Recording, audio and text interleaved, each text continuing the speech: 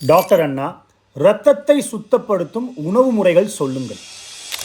எலுமிச்சை சாறினில் சிறிது புளி, மஞ்சள் மற்றும் தயிரினை கலந்து தினமும் காலை 6 மணி அளவிலும் மதியம் 12 மணி அளவிலும் வாயினை திறவாமல் அருந்தி வந்தால் இரத்தம் சுத்தமாகும்.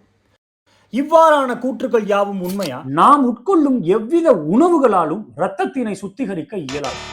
அதனை சுத்திகரிக்கத்தான் உடல் உறுப்புகள் இருக்கிறது.